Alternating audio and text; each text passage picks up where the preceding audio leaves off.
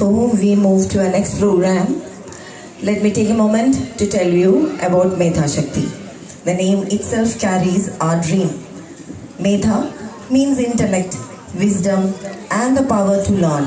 And Shakti means strength, energy, and power to do. Medha Shakti Kindergarten was born with one belief. Every child is unique and every child can shine. We don't teach ABC and 1, 2, 3. We nurture curiosity, creativity, values, and confidence. Through stories, music, yoga, art, and play, we prepare our children not just for school but for life. And every summer, we extend this dream through Medha Shakti Summer Camp, days of joy where kids explore dance, music, drama, karate, art and crafts, yoga, and life skills. Only laughter, learning, and friendship. At Medha Shakti, we believe when you light a lamp in one child, you light up a whole family. Thank you to our founder member, Srimati Anita Prasannan, for making this vision real. And thank you parents for trusting us with your most precious treasures. To welcome this August gathering and share the vision behind Medha Shakti, I would like to invite Srimati Anita Prasannan, founder of Medha Shakti and president of iCharitable Society, to deliver the welcome address. Ma'am, the podium is yours.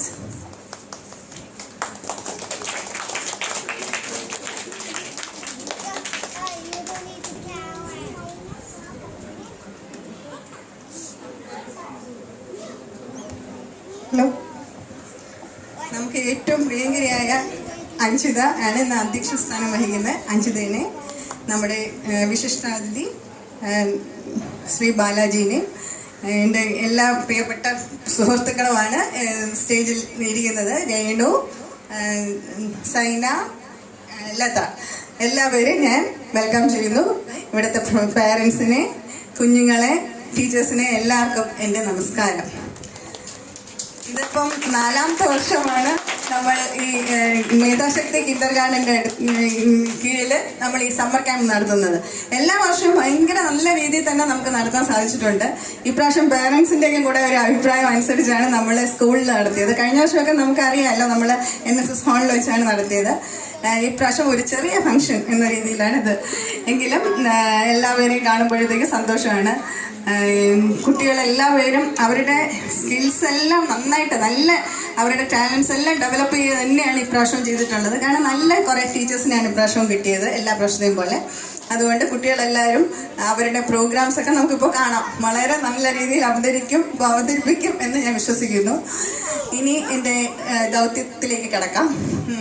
ഞാൻ ആദ്യമായിട്ട് നമ്മുടെ അധ്യക്ഷ സ്ഥാനത്തിരിക്കുന്ന അഞ്ജിതനെ welcome ചെയ്യുവാണ്. അഞ്ജിതനെ എല്ലാവർക്കും അറിയാം. ഇപ്പോൾ എല്ലാവർക്കും classical dance teacher എന്ന നിലയിലാണ് അറിയുന്നത്.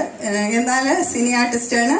അതുപോലെ തന്നെയാണ് നമുക്ക് പണ്ടൊക്കെ സീരിയൽ എന്ന് പറഞ്ഞാൽ അഞ്ജിതൻ നിറഞ്ഞു നിന്ന സീരിയലുകളായിരുന്നു. അങ്ങനെ ഇപ്പം കുട്ടികളുമായിട്ടൊക്കെ ഇങ്ങനെ കഴിയുകയാണ്, ഡാൻസും ഒക്കെ പഠിപ്പിച്ചിട്ട്. നമുക്ക് പണ്ടൊക്കെ ഈ കൊറോണ കാലത്ത് മുമ്പൊക്കെ ആണെങ്കിൽ അഞ്ജിത വലിയ പ്രോഗ്രാംസാണ്, ഡാൻസ് ഡ്രാമ പോലെയൊക്കെ ചെയ്യായിരുന്നു. ഹൈദരാബാദിൽ അവിടെ ഇവിടെയൊക്കെ ഞാനും പോയിട്ടുണ്ട്. അപ്പോൾ മിക്കവാറും എല്ലാത്തിലും ഏതെങ്കിലും സിനി ആർട്ടിസ്റ്റും ഒക്കെ ആയിട്ടാണ്. അതുപോലെ ഒരു തിരിച്ചു വരവാണ് നമ്മളിപ്പോഴും അഞ്ജിതയിൽ നിന്ന് പ്രതീക്ഷിക്കുന്നത്. നടക്കട്ടെ എന്ന് വിചാരിക്കുന്നു, പ്രാർത്ഥിക്കുന്നു. അഞ്ജിതയ്ക്ക് സ്വാഗതം. നമ്മുടെ വിശിഷ്ട അതിഥിയായി എത്തിക്കുന്നത് ശ്രീ ബാലാജി ആണ്. അദ്ദേഹത്തിന് എല്ലാവർക്കും അറിയായിരിക്കും. കുറേ സിനിമകളിലും അതേപോലെ സീരിയലുകളിലും ഒക്കെ തിളങ്ങിയതാണ്. എനിക്കും അതിന് മുമ്പേ ഒരു അടുപ്പമുണ്ട്. പക്ഷെ നമ്മൾ നേരിട്ട് ഇപ്പോഴാണ് കാണുന്നതെങ്കിലും അദ്ദേഹത്തിൻ്റെ ഭാര്യ എൻ്റെ കൂടെ എയറോബിക്സ് പഠിക്കാൻ വർഷങ്ങൾക്ക് മുമ്പ് ഇവിടെ ഉണ്ടായിരുന്നു. അപ്പോഴേ ഇങ്ങനെ പറയും ബാലാജിയുടെ വൈഫാണെന്ന്.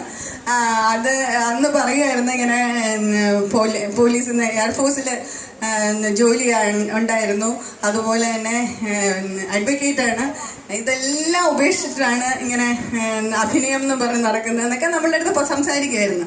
അപ്പോൾ ഇപ്പോഴും ഞാൻ സീരിയലിലായാലും സിനിമയിലായാലും ഒക്കെ കാണുമ്പോഴത്തേക്കും ഞാൻ അങ്ങനെയാണ് കണക്ട് ചെയ്യുന്നത്. ആ രീതിയിൽ കൂടെയാണ് കാണുന്നത്. എനിക്ക് ഭയങ്കര ഇഷ്ടമാണ് അദ്ദേഹത്തിൻ്റെ അഭിനയം. അതുകൊണ്ട് തന്നെ നമ്മളിപ്പം മൗനരാഗം എന്ന സീരിയൽ തുടർച്ചയായിട്ട് കാണുന്നുണ്ട്.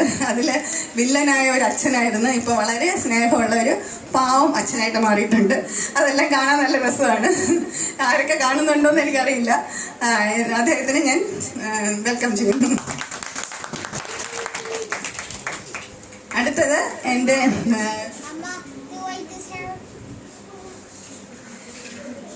ഫെലിസിറ്റേഷൻ അർപ്പിക്കാൻ വേണ്ടി ഇവിടെ എത്തിയിരിക്കുന്നത് രേണുവും ലതയാണ്.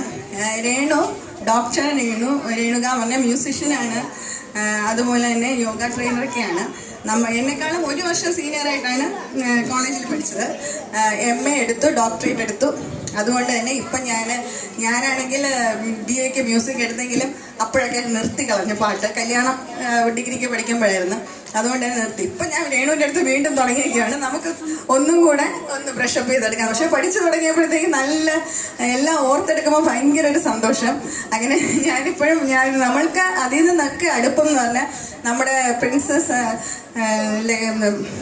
പൂയം ഗൗരി പാർവതി ഭായ് പ്രിൻസസ് നമ്മളുമായിട്ട് ഭയങ്കര അടുപ്പമാണ്. നമ്മളെല്ലാവരും കുഞ്ഞുങ്ങളെന്നേ വിളിക്കുള്ളൂ. നമ്മളൊക്കെ വലിയ പ്രായമുള്ള ആൾക്കാരായിട്ട് നിങ്ങളുടെയൊക്കെ മുമ്പിൽ നിൽക്കുമ്പോൾ പ്രിൻസസ് നമ്മളെ കുഞ്ഞുങ്ങളെന്ന് വിളിക്കുമ്പോൾ ഭയങ്കര സന്തോഷമാണ്. അപ്പം നമ്മൾ പ്രിൻസസ് ആണെങ്കിൽ 82 ഇയേഴ്സായി. അപ്പം പ്രിൻസസിന് എക്സസൈസിന് വേണ്ടി തിരുവാതിര കളിക്കും. അപ്പോൾ നമ്മളെല്ലാവരും ഒത്തുകൂടും ആഴ്ചയിലൊരിക്കലൊക്കെ തിരുവാതിര കളിക്കാൻ. അപ്പോൾ അങ്ങനെ ഓണത്തിന് തിരുവാതിരയ്ക്ക് ഇപ്പോഴേ തുടങ്ങിയിട്ടുണ്ട് പ്രാക്ടീസ്. അതൊക്കെ നമുക്ക് രസമാണ്. നമ്മളിതൊന്നും ഉപേക്ഷിക്കത്തില്ല. കാരണം ഞാൻ എപ്പോഴും പറയുന്നതാണ്, പേരൻസായി എന്ന് പറഞ്ഞിട്ട് കുഞ്ഞുങ്ങൾക്ക് വേണ്ടി മാത്രം ജീവിതം ഒഴിഞ്ഞു വയ്ക്കല്ല. നമുക്ക് നമ്മുടേതായിട്ടുള്ള സ്പേസ് വേണം.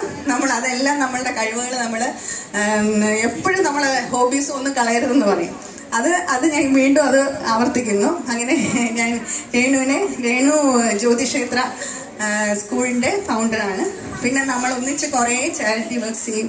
ഇവിടെയുള്ള മെമ്പേഴ്സ്, ഇതിനകത്ത് നമ്മൾ ഇന്ന് ഡയസിലുള്ള എല്ലാ പേരും ചാരിറ്റബിൾ സൊസൈറ്റിയിലെ മെമ്പേഴ്സാണ്. നമ്മൾ ഇടയ്ക്ക് കൊറോണയ്ക്ക് മുമ്പ് വളരെയേറെ കാര്യങ്ങൾ ചെയ്യുമായിരുന്നു. എങ്കിലും ഇപ്പോൾ കഴിഞ്ഞ ആഴ്ച നമ്മൾ ഒരു ക്യാൻസർ പേഷ്യൻറ്റിന് നല്ലൊരു പോലെ നമ്മളെല്ലാവരും കൂടെ ഒന്നിച്ച് ഹെൽപ്പ് ചെയ്ത് ഇവിടെ ജഗതി സ്കൂളിലെ കുറേ കുട്ടികളെ എഡ്യൂക്കേഷൻ കൊടുക്കുന്നുണ്ട് അങ്ങനെ നമ്മൾ നല്ല കുറേ കാര്യങ്ങൾ ചെയ്യുന്നുണ്ട്. അങ്ങനെ രേണുവിനെ ഞാൻ ഈ വേദിയിലേക്ക് സ്വാഗതം ചെയ്യുന്നു. അടുത്തത് ലതയാണ്.